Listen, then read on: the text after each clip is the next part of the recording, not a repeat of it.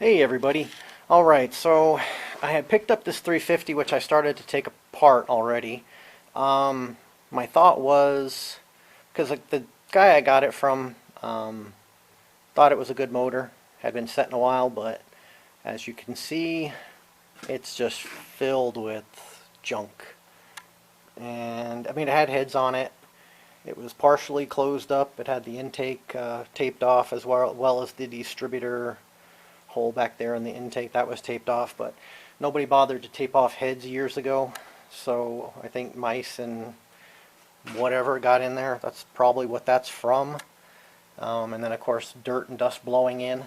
But anyways, point being, I had picked this up thinking it was going to be a motor that I could just drop right in and to that GMC and have that 91 GMC running that dually just as a work truck, whatever, to run back and forth with. But as you can see, it is a mess. I went to go do a compression check on it before I set it in there, just on the engine stand, and blew it out with some air, and it was literally like somebody was inside the cylinder just throwing handfuls of dirt out at me. After I got that kind of blowed out, I went ahead and tried to run compression on it on just the first couple cylinders, and they had 30 pounds. Granted, I don't know what kind of oil pressure it had because I didn't crank it very long. But anyways, I saw that and everything, and I was just like, you know what, this is not a good idea to try to just throw this in there, because it's either not going to work or it's not going to live very long, and I don't want to have issues. I don't like to do that kind of stuff. So anyways, so I started tearing it apart and thinking maybe I could re-ring it and put it back in, but I ran into right here when I took the head off, and that gasket's not there, so it had a blown head gasket. And when I pulled the plug on the pan to drain it, the first thing I got was water, which was a pretty good giveaway.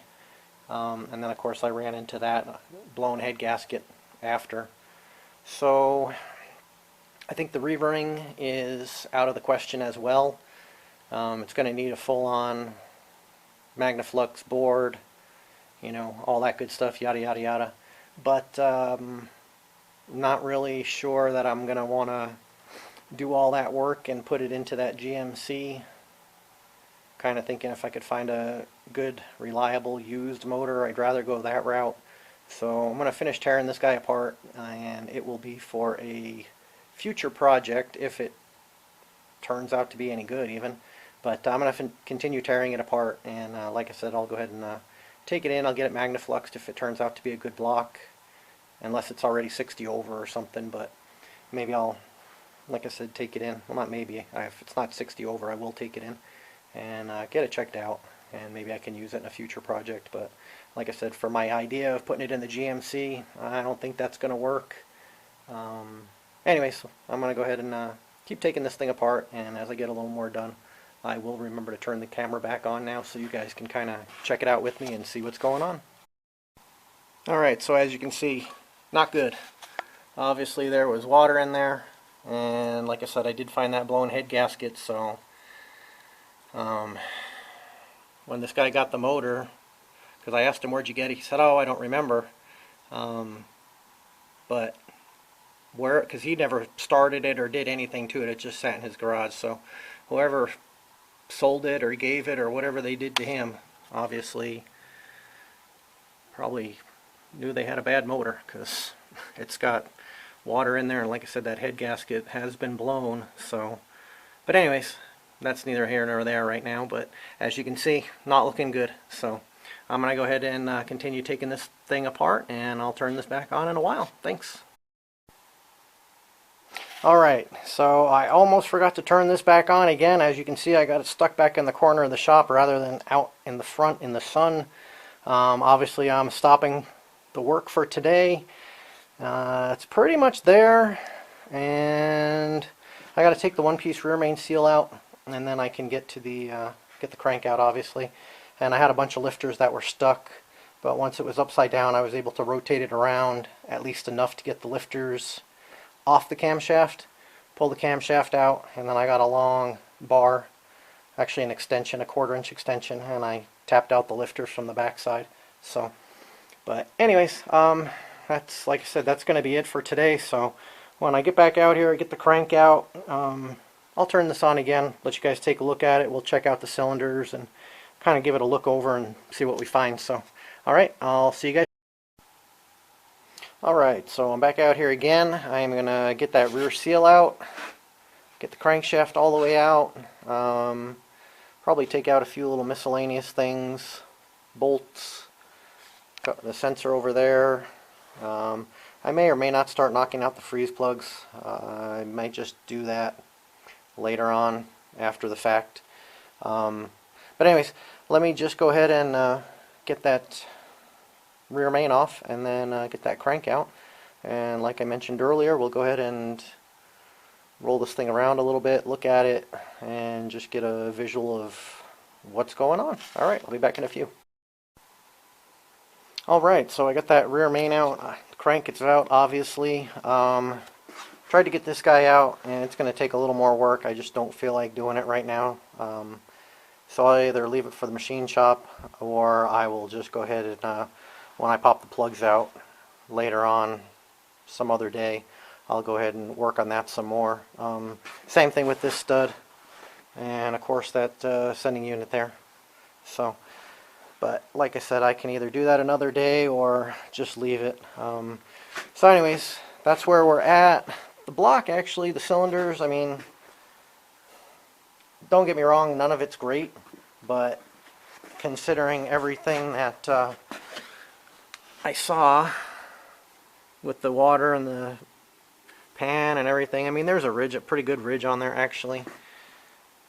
See that one? Yeah, they all got good ridge on them. But was it here? No, it was on the other side, where we saw that bad head gasket. That's the thing that really scares me. So I know it doesn't always mean a cracked block or a head or anything, but it always does make me a little cautious. So I don't really have any plans for this motor right now. I mean, obviously the plan originally was, I thought it was a good motor, I was going to put it in that GMC, and now it looks like it'll be off to the machine shop and magnafluxed and bored and all that good stuff. So that being said, I'm not going to use it in that GMC. I'll probably just save it for a project down the road. It is nice that it's a 4-bolt main, and it was a roller motor. I mean, it didn't have a roller cam in it, but it's got the big lifter bosses on it and all that stuff. So I think it was a 87 to 95 block is what it said it was when I kind of did a quick check of the numbers. And the crankshaft, same situation. I mean, it's not the worst I've ever seen, but it's not great either. The bearings, they weren't worn down to copper. You know, they had wear on them. Mainly they just had a lot of junk in them. As you can see, the scratches and everything, like they probably just didn't do really good maintenance, oil changes and stuff like that on it. So I did possibly come up with a 400 small block for that GMC. I went and looked at it yesterday. We started it up. It ran pretty rough, but you could hear it had lifter issues, and then it ran out of gas. So I'm going to go back in a few more days with some gas and give it a little more thorough, let it warm up a little better, and run a compression check on it. Check the numbers on it if I can get to them, because I'm just taking the guy's word that it's a 400. So, I mean, he showed me the balancer, we spun it around, and it does have the cutaway in it. So supposedly that is a giveaway to a 400. But again, I want to actually check the numbers, and since it is in a truck and I can start it. It didn't smoke, I didn't hear any rod knock. I did hear, like I said, lifter noise, tapping, and then at one point it kind of was making a lifter bang bang bang noise, which did resolve after a few seconds, and the motor was starting to run smoother. But again, no smoke, no rod knock or anything like that, so I think it's just valve train. and I do have a cam here I can just slide in. Anyways, enough about that motor. Like I said, this one, I'm going to wrap up this video. We're going to call it done, and I will get the plugs out and all that stuff at a later date when I get ready to haul it off to the machine shop. But for right now, I think this motor will just sit around and collect a little bit of dust for just a little bit. But anyways, thank you guys for watching. We'll see you in the next one.